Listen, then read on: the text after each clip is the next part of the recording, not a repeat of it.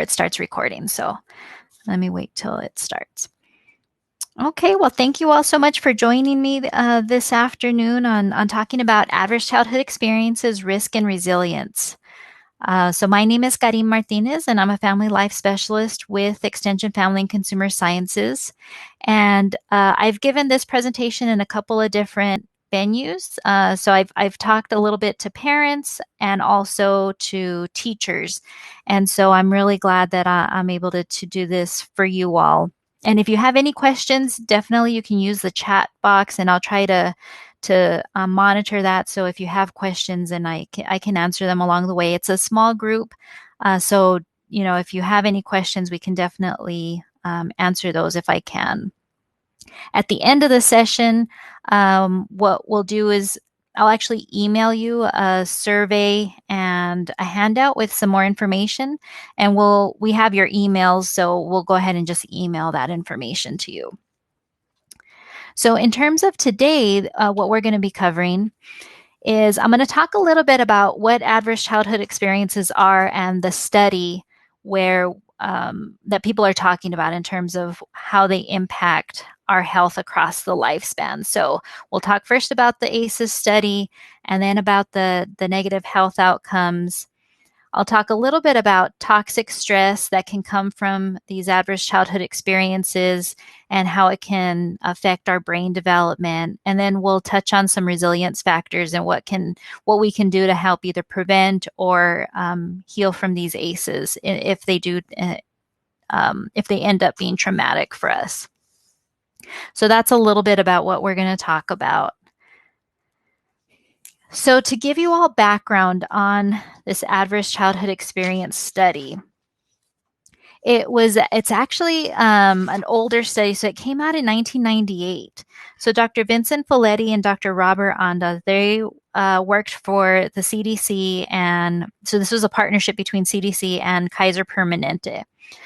And it was really interesting how this study came about. So Dr. Folletti, he had actually been doing research on obesity prior to this, and he was looking for the effectiveness of weight loss. So there were some programs that Kaiser Permanente was doing related to weight loss, and Dr. Folletti was looking into seeing if it was successful. And the program was successful. People were losing weight, but then there was a high dropout rate of some of the participants. And so what he started to hypothesize, especially after he interviewed participants that were dropping out, and there seemed to be this association with some of their early childhood experiences and why they were having some issues related to gaining weight and losing weight. And so he started to hypothesize that there was maybe this link between our experiences early on and obesity later in adulthood. And he was just wondering if maybe there was a more of an emotional and psychological connection between emotional health and physical health, and some of what that was manifesting itself as. So in 1995, he connected with Dr. Robert Anda, and Dr. Anda was with the Centers for Disease Control. And so with this really large study, what they ended up doing is they interviewed over 17,000 participants, and this was in California. It was people who had a Kaiser Permanente, so basically that's like a health management organization, so like an HMO. So they were like a health provider. So they interviewed all of these members, and what they did is they took a health history of them. And then they also asked them about some of their early childhood experiences. And what they ended up finding out was that there did seem to be some kind of a connection. Now, before I go forward, I want to let you know what the adverse childhood experiences that they studied were. So when they were talking about these experiences or these ACEs, they were talking about 10 potentially traumatic experiences that happened to people before they were 18. And so it included abuse and neglect and some other potentially traumatic experiences. So when they were talking about adverse childhood experiences, they were pretty specific in terms of these 10. And before I go on to talk about what those 10 were, I did also want to give a definition about trauma and how it's connected to adversity. So they're two different things. So when we're going to talk about trauma, there's a couple of ways to look at it. So it can be an exceptional experience in which powerful and dangerous events overwhelm a person's capacity to cope. So that's the key right there, that it overwhelms your capacity to cope. And the other important part is that trauma isn't the event itself, it's actually the response to a stressful experience. So when we think about these terms, when we talk about adversity, that's the event.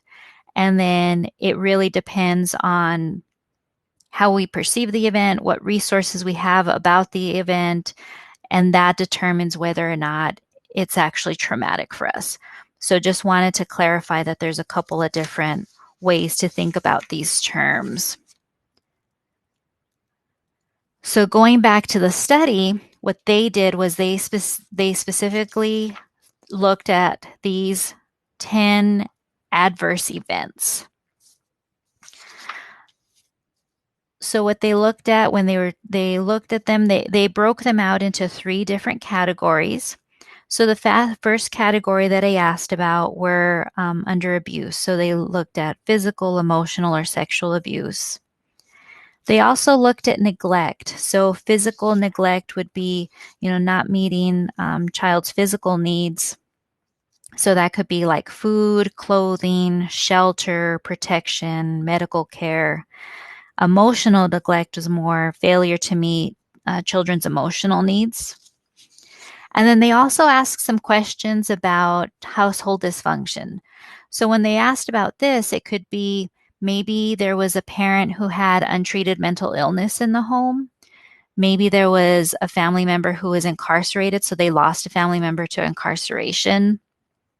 Maybe there was some couple violence, some domestic violence in the home that they experienced. Maybe there was some substance abuse going on. Maybe they lost a family member through divorce, so maybe one of their parents left the home.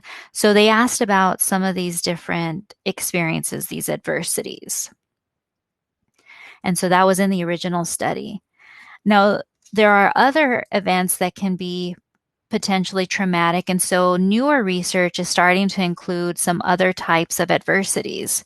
So newer research is including things that happen outside of the family or outside of the home as well. So there might be bullying going on either from their children or from adults, community violence, racism, sexism, or any other form of discrimination.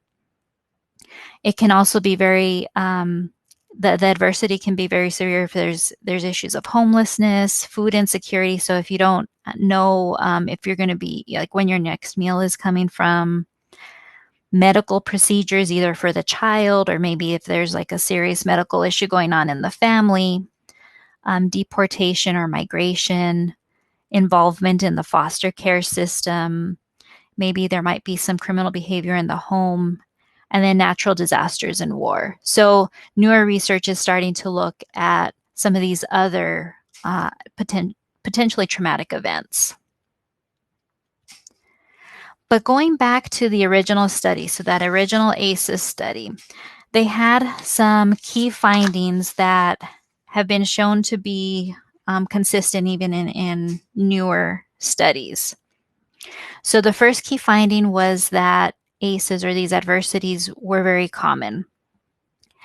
And so you can see from the chart here that 64% had at least one adverse childhood experience or one ACE. And so that's pretty significant that it's so common. And that was something that was unexpected because when you looked at who these original participants were, it was done in California. It was people who had access to healthcare, right? They were Kaiser Permanente members. 70% were white and 70% were college educated. And so this was actually something that they were surprised about, but has been shown even in more studies is that these adversities are common. And of course, some audiences, like we were seeing with those other ACEs, some populations may have even higher ACEs depending on what the community environment is like.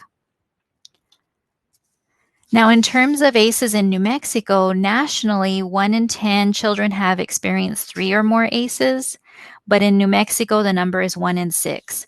And when I've given this presentation to teachers, what they tell me is that they see it, they think it's even higher because they have heard the stories from their students, and their students have sometimes very challenging lives.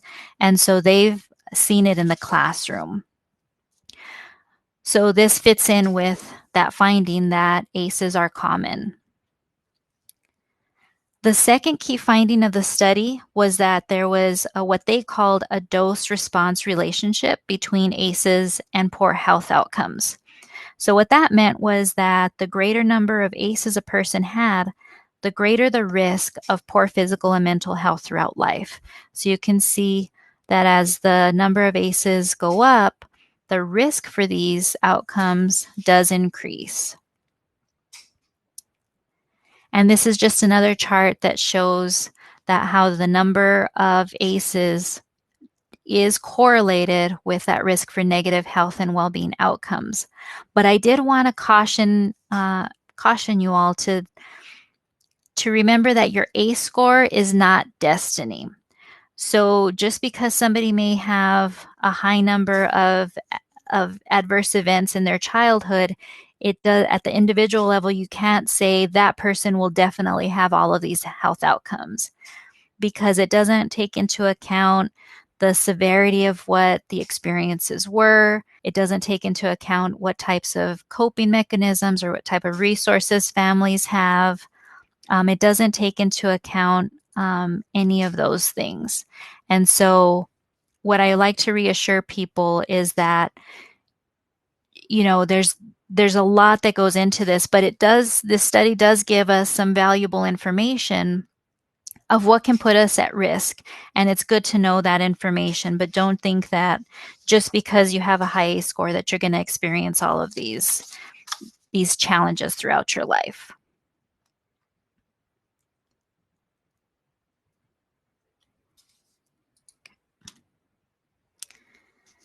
So now going back to the research, I did want to touch base on what some of those negative health outcomes actually are.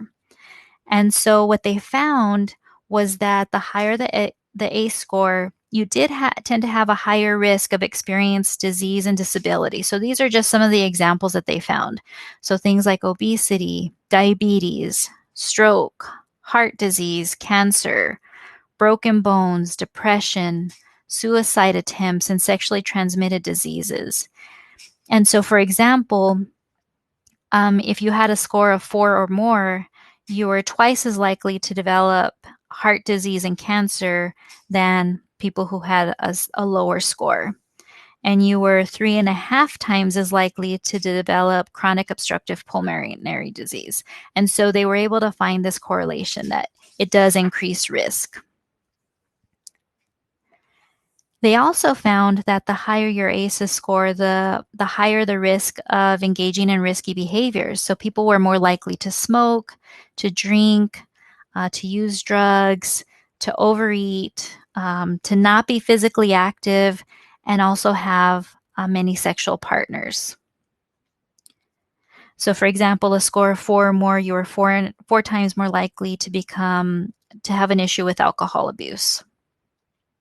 And you are 2.5 times more likely to smoke. They also found a connection with social problems. So there was a higher incidence of failure, school failure or dropout, higher unemployment. There was a higher likelihood of failed relationships and lost time of work. So for example, in one document that I saw, it was you're 3 times more likely to be absent from work, or you're 3 times more likely to have serious job problems. And then the really big sort of impactful finding too was that if you had a score of 6 or more ACEs, that was associated with reduced life expectancy by 20 years. So, the researchers were they're like, oh my gosh, this is impacting your life expectancy. And so we need to figure out what's going on and how we can prevent this. So a lot of people in public health are definitely looking at this type of research to see how we can start preventing ACEs so that you can lower the risk of this happening. And so what's the connection? Why are these experiences in our childhood, why are they impacting our health and even lowering our life expectancy? And so this chart is from the Centers for Disease Control, so they have it on their website. And what it talks about is you can see at the bottom, so it lists things like historical trauma, social conditions, local context.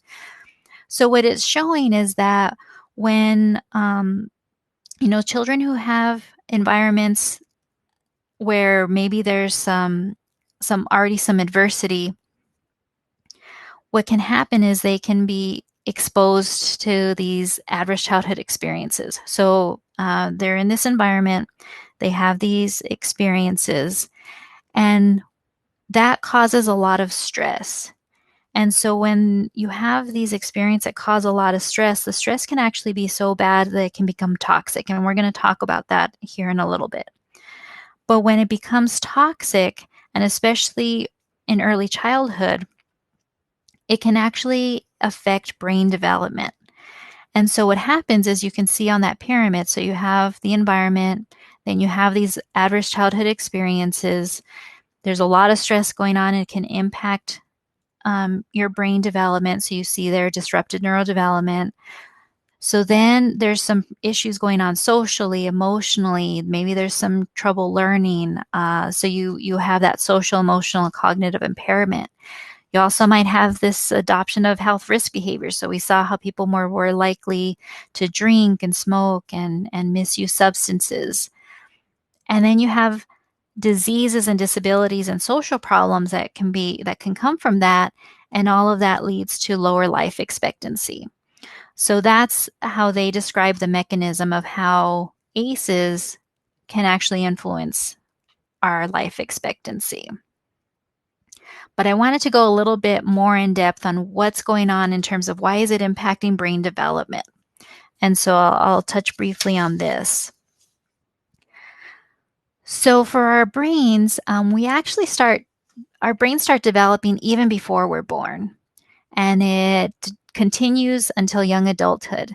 And the way our brains develop is it first develops really with what I like to call our survival brain. So here it says, the more primitive parts of the brain develop first. So it's like your survival brain. So, breathing, you need those basic functions.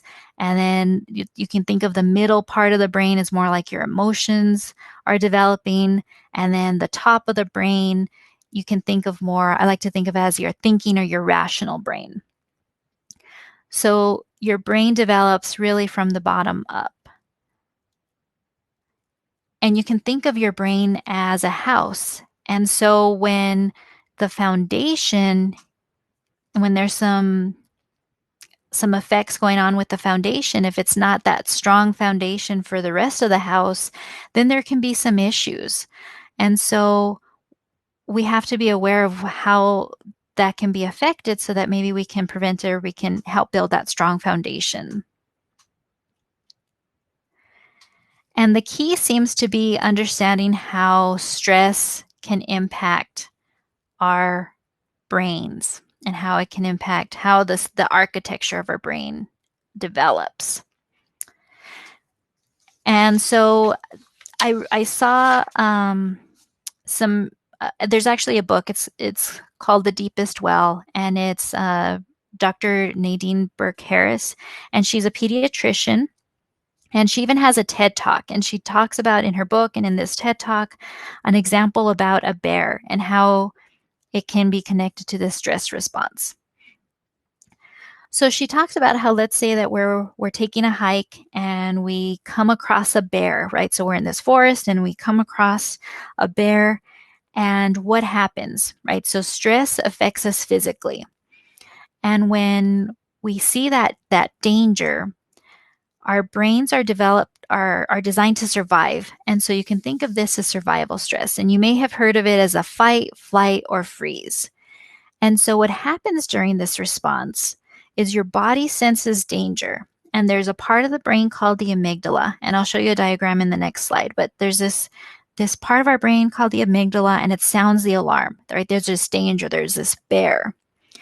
And so it triggers this automatic response in our body, and it's a split second. And what it does is your heart rate goes up, your blood pressure can go up, glucose is released. I mean, we have these hormones, adrenaline and cortisol. And what it does is it activates the system so that you can either, the adrenaline can help you be stronger. So in case you have to fight the bear, or you have to run away from the bear. So you don't actually even think, right? It makes this automatic response to help you survive. Your immune system is activated, which I thought was really interesting, but she was talking about how it was designed so that in case you get injured by whatever that danger is, like if that bear somehow injures you, but you manage to escape, your immune system is activated so that it can help you heal faster. Now, the problem is what she says is that's good for if you're in the woods and you encounter a bear, but what happens when that bear comes home with you? And what happens when you feel that sense of danger every day? And since this survival stress, this response isn't meant to be activated all the time, we're not meant to have all of those stress hormones in our body all the time. Because what can happen is if you have these chemicals, these hormones, and they're in your body, they can cause things like inflammation, they can cause damage to cells. It actually changes our neural pathways. And so there's all of these health consequences to just having this stress response going on all the time. And stress is a part of life. There's always going to be some kind of a stressor in our lives, and learning to deal with stress is important.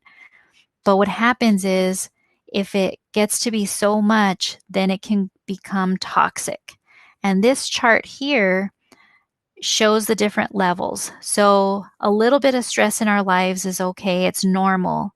And especially if we have those coping mechanisms, especially if we have a support network and we have safe, stable, nurturing relationships, then we have the ability to deal with the stress. So here it says positive stress. There's a brief increase in heart rate, mild elevations in stress hormone levels, and then it goes away.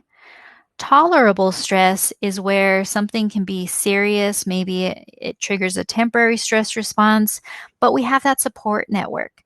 And so it's buffered by the resources that we have.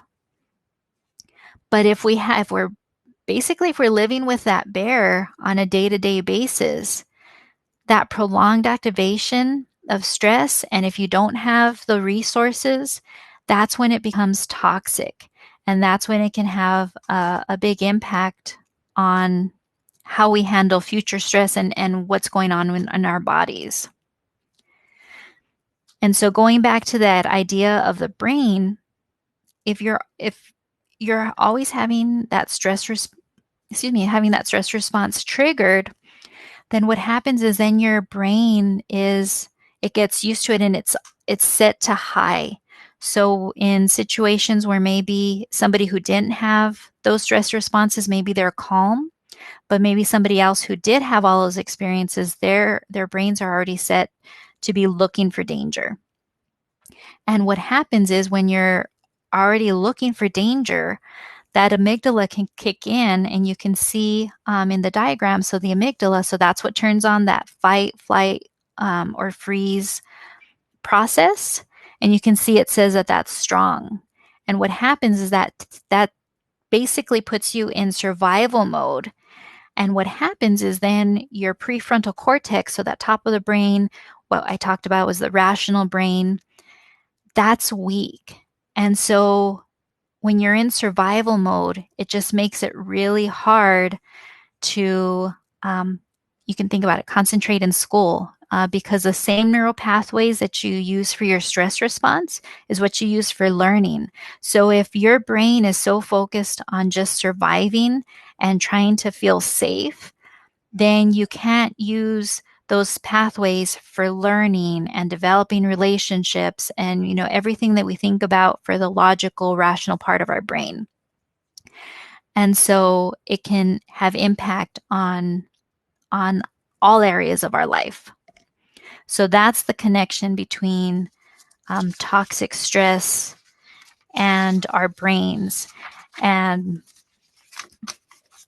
so the best part is if we can prevent this from happening. But the good news is, even if our brains, like let's say that we've experienced a lot of traumatic events, and our brains, are trained to look for danger, and we are always going into fight and flight mode. The good news is there are ways to retrain our neural pathways, and you can calm that stress response. And so that's the good news, is that just because this might be what you're experiencing right now, it doesn't mean that it always has to be that way. Any questions so far? Feel free to type them in the chat box if you have any questions. Right, so we want to try to eliminate this toxic stress, or this stress response that can really impact health, either through the hormones that are being released, and also through just trying to calm that stress response down. And so this is where the concept of resilience can come in. And so this can be a whole presentation in and of itself, but I just wanted to introduce some concepts of resilience, and then maybe we can have some time to think about what are some ways that you might think can help with resilience. But when I say resilience, there's lots of different definitions, but you can think of it as the ability to recover quickly from or adjust easily to difficulties, or the ability to become strong and healthy or successful again after something bad happens. And, in life, there are always going to be challenges. And so building resilience helps us get through those challenges. And again, the good news is that resilience is about behaviors, it's about thoughts, and about actions that really can be learned by anyone. So sometimes we tend to think about, oh, well, so some people are just more resilient than others. The good news is we can learn these skills. And so if maybe you don't feel like you're as resilient as you could be, there's definitely ways to increase those skills, and we can help our children learn those to be resilient. And we can have some strategies of how we can protect them from experiencing adversity and having those negative effects that can come from adversity. So what promotes resilience? And we can think about it in terms of different levels. So when we saw that pyramid about ACEs, and you remember the bottom of the pyramid was really talking about the environment. Well, we can think about that in terms of resilience also. So when we talk about resilience, there's some things that we can do at the individual level, at the family level, at the community or social level. So there's lots of different ways to think about resilience, and we can work at any level, and it's best, I think, to work in all of them. Now, when we're talking about the individual level, it really is related to that stress response, because that, if we're having that stress response, and you'll see that people who tend to have a lot of trauma in their lives, that stress response is set to high, and so they're always looking, they don't feel safe. And so that tends to be the primary, like if you've ever heard of things in terms of being trauma informed, a lot of it has to do with making sure the environment is something where people can feel safe, or they know what to expect, right? There's not too many surprises. And that goes with that stress response being so high. And so one of the strategies is to be able to learn techniques for regulating emotions and behaviors. And so you may have heard about mindfulness, and it seems to be a very popular topic right now. And mindfulness, it doesn't have to be long meditation sessions. It can be just a few minutes of breathing. It can be walking and just calming down. So it's just ways to you feel that stress response coming on, and how do you calm down, and how can you be in the present? Mindfulness really just means being in the present without judgment. Because sometimes what happens is we're thinking about maybe stuff that happened in the past, or have anxiety about things that have happened in the future or are going to happen in the future. And we're just so focused on all of those things that we're not in the present. And the best example is if you've ever driven a car, like you've driven somewhere and then maybe from work to home, and you don't even remember the route that you took to get home because you had so many things, other things that you were thinking about. And so mindfulness just helps bring you to the present so that you're not just thinking about everything else. So that really helps with regulating emotions and behaviors. Also, if we can work on ways to feel like we're in control of things, or that we are effective in our life. So self-efficacy just means how confident do you feel that you have the skills you need. And so those kind of feelings, and we can help children feel like they can problem solve. So you can see communication and problem solving skills. So the more like they feel like they have strengths and that they can solve problems, the more it can reduce that stress response. So communication is very important, and so is problem solving skills. And then general healthy behaviors. So when we're talking about reducing stress and that impact of all of those stress hormones going through our body, it is important to remember that just general healthy behaviors can help us be resilient to combat those stressors in our lives. So it means nutrition, physical activity, regular sleep. And this is something that we've probably experienced, right? When you're not eating well, when you're not getting enough sleep, when you're not taking care of yourself, any stressor that comes your way can be this big event. But when you have enough sleep, when you're taking care of yourself, you have those resources to be able to combat some of those really challenging things. So those are just some really good strategies for how you can build resilience at an individual level. The most important part that I've been reading in terms of adverse childhood experiences and trying to buffer the negative health outcomes, everything points to relationships. So this slide is probably one of the most important slides for preventing adversity in childhood, preventing child maltreatment, and also helping people heal from the trauma or the experiences that they had.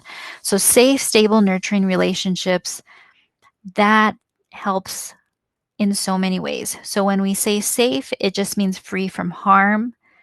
Stable, so they know what to expect. There's this high degree of consistency. They know they can count on you as an adult. And nurturing, so compassionate, responsive caregivers. And so maybe we in our lives have somebody, an adult, who believed in us, who helped us get through some tough times. We only need one person. And if you can have that stable relationship of somebody that you can count on, somebody that believes in you, somebody that you can go to when you're having some problems, that can help so much. So this is probably one of the areas that we can focus on in terms of both prevention and healing. And this is just an example of a handout there's a website called ACEs Connection, and they have lots of different resources. And this one was nice because it just had some very specific concrete strategies that can just help build connections. And that's really what you want for parents and children, is to figure out how can we build connections. And so, of course, the first one is nurture and protect children as much as possible. So if you're that source of safety and support, that's what children need. And then I liked how it also reminded us that moving and playing. So again, that physical activity, because again, if we're having those stress responses, physical activity can help regulate that. And then if you're doing something together, that also builds relationship connection. I also liked how it mentioned make eye contact, because what I've been noticing is sometimes people seem more distracted. I see families more distracted where they're not really having conversations. And even if, let's say, a child may be trying to show their parent something or trying to have a conversation, but the parent's distracted, then and not looking at the child, not engaging with the child, then that child isn't building that connection, right? They're feeling like maybe they're being ignored. And so it is important. It's a good reminder to connect with children when they're talking to you, to say, I see you, I value you, and making sure that they know that they're important. Some other suggestions were to say sorry. So sometimes, we all make mistakes, and being able to apologize when it's appropriate is important, just to show that we are also responsible for our own moods and mistakes. And sometimes we're stressed out and we may lash out at them, and being able to acknowledge that gives them the example of how to do that and make those relationship repairs themselves. It's also important, like I really thought this was interesting too, give 20-second hugs. And so that safe touch, that healing hug, it's a little bit longer than maybe what we think of, but that also helps build connection and can help reduce that stress response and just helps in general. And then I thought it was a good reminder for all of us to slow down or stop. So resting and taking breaks, taking walks, resetting, relaxing. So again, maybe if we're feeling a lot of stress, maybe we need to slow down, and we need to teach our children how to do that too. Especially if they're maybe feeling overwhelmed, that's a good strategy for regulating their own emotions. And then hunting for the good. And this is good for, I think, in life in general. Whatever we look for is what we see more of. And so it's important to hunt for the good. And so what it says here is when there's pain or trauma, we look for danger. And so we can practice looking for joy and good stuff too. So it's a good skill. So if you're hardwired to look for things that are dangerous, this is a good strategy, is hunting for what is good, and try to look at the positive things. And this is a good strategy, I think, for parents in general, because sometimes as parents we try to think of like we're just trying to have our children doing the right things or the correct things, and so we're just looking for what they're doing wrong. And it's real easy to get into that habit. But it's important to also look for what our children are doing right, what we're proud of, what we appreciate, and communicate that to them. And it's also good for just in relationships in general. So whether it's our, like in a romantic partnership, or if it's in coworkers or just your regular friends, if you express that appreciation for what they're doing well, it'll increase I think both the appreciation on both ends, it'll help the relationship build stronger, and you'll probably see more positive things. And the other person will probably want to do more positive things. So hunting for the good, I think, is one that's just good for everything. And then it's important to be there for children. It's hard when we see our children in pain. And so I know, even if you're not the parent, so parents, adults who work with youth, you don't like to see people in pain. And when they're struggling, sometimes the first response is to try to fix things, to give solutions. And sometimes you can't. Life is hard and sometimes things happen, but this is a good reminder to simply be present with children. I mean, if you're just there for them and they know that even though things are not going well or maybe not going as planned or there's been some really big challenges, just to know that somebody's there and is supporting them, that's important, and that helps again build relationships. You don't always have to fix things, and sometimes you can't. So that's also a good reminder. And then helping children express mad, sad, and hard feelings. So this, I think, goes along with that communication and problem solving suggestion that we saw earlier.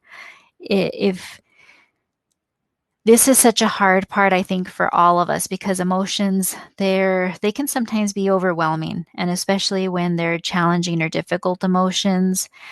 But if we can help children practice talking about those, I think it helps us practice too, and it's better for all of us because that stress response, it, it can be tied to those really challenging emotions, and it's hard to deal with those. And so having those conversations is very important. And then, of course, keep learning. So what we talk about for parents is just learning skills to help take care of themselves, help build relationships with their children, help give their children skills to start regulating their emotions or start communicating.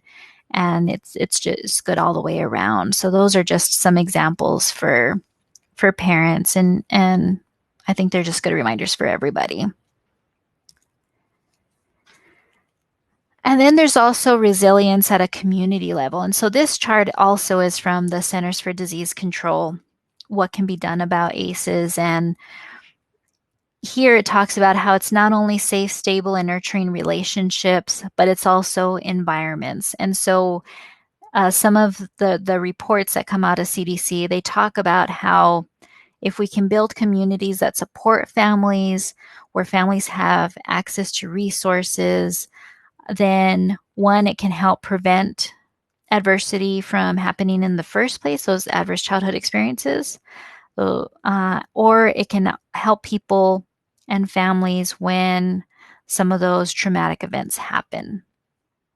And so these were just some of the examples that they had. So, for example, parent support programs for teens and teen pregnancy prevention programs, home visiting for families, access to mental illness and substance abuse treatment, training programs for parents, high quality childcare, intimate partner violence prevention, sufficient economic supports for families with lower incomes, um, and family-friendly work policies. So those are some examples. And really what it boils down to is if you have environments where families aren't as stressed or they don't have where they have the resources to face those challenges, then it reduces the chances that that children will experience maltreatment or because a lot of those original ACEs had to deal with abuse and neglect.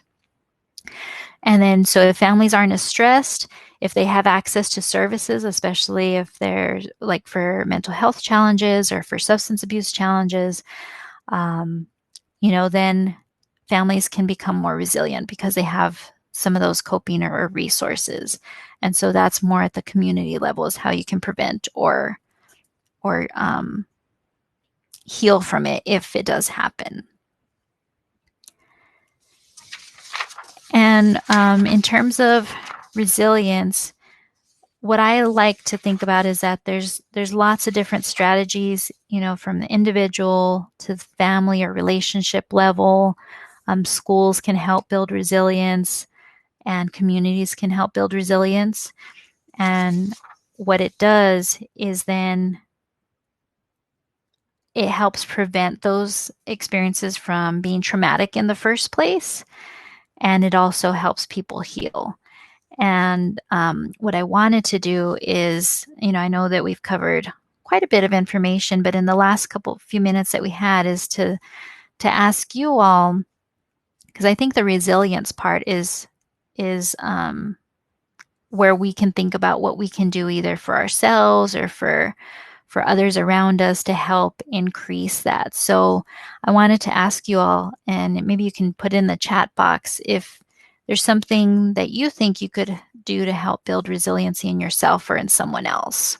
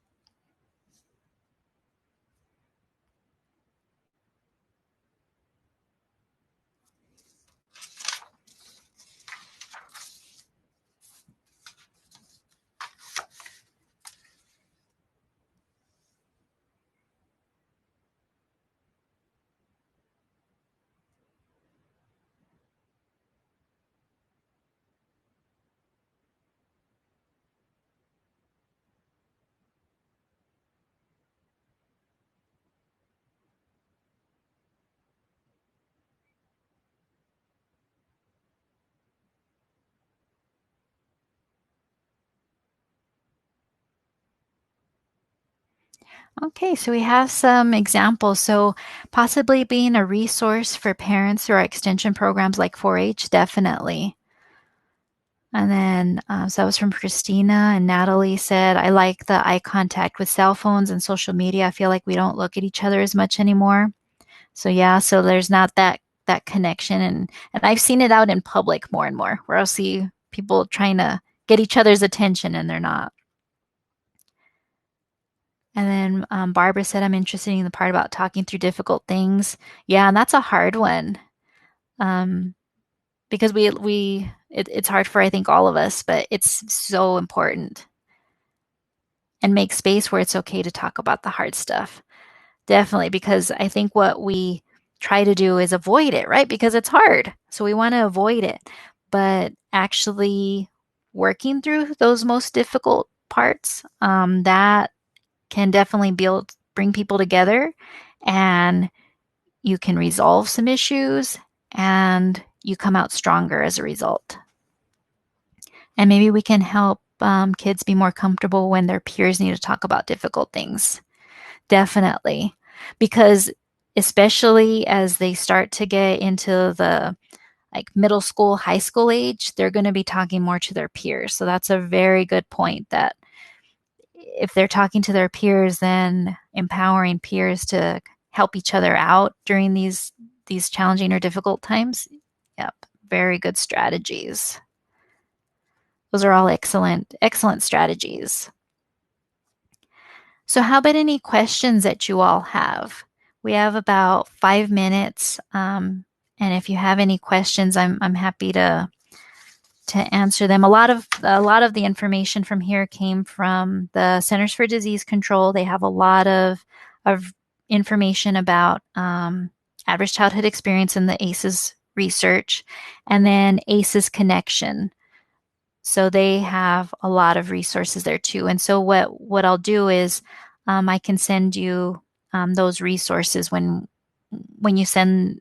I'll email you the survey probably later this week, and or early next week, and then I'll give you a handout that has resources for where this information is, and also resources like for parents and that you might be able to use in your own programs.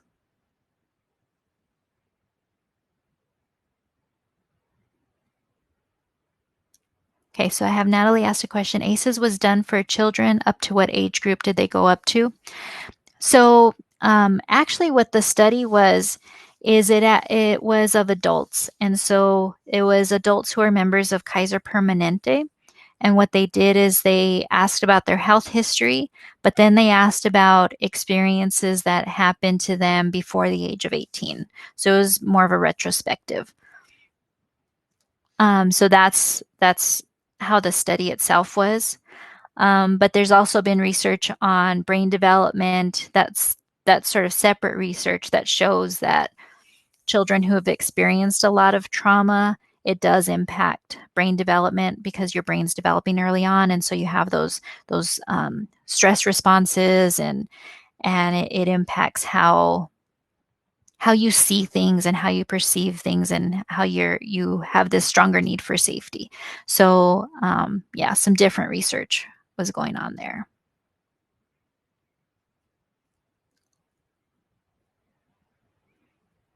Oh, okay, so Christina Turner said, "This is wonderful. I would like to use this information with my 4-H leaders.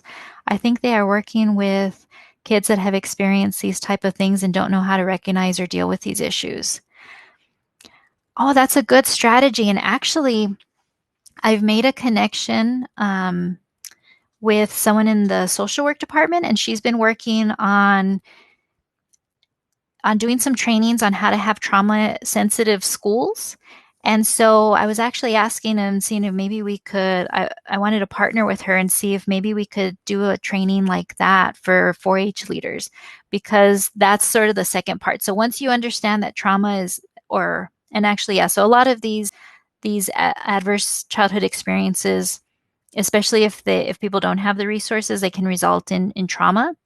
So trauma itself is pretty common, and there's some ways that you can learn to sort of recognize maybe what's going on and some strategies. So like being trauma sensitive is a good topic. So I think that's really good feedback. So I think I'll work on that.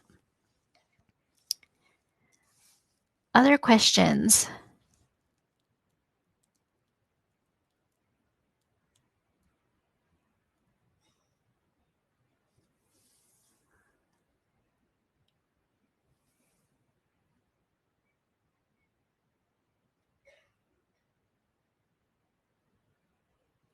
Okay, so Barbara says, I agree. I love more mental health training across the board for our 4-Hers and 4-H leaders. Okay, so I'll definitely start seeing what we may be able to do. I think that trauma sensitive schools training might really be something that we can do.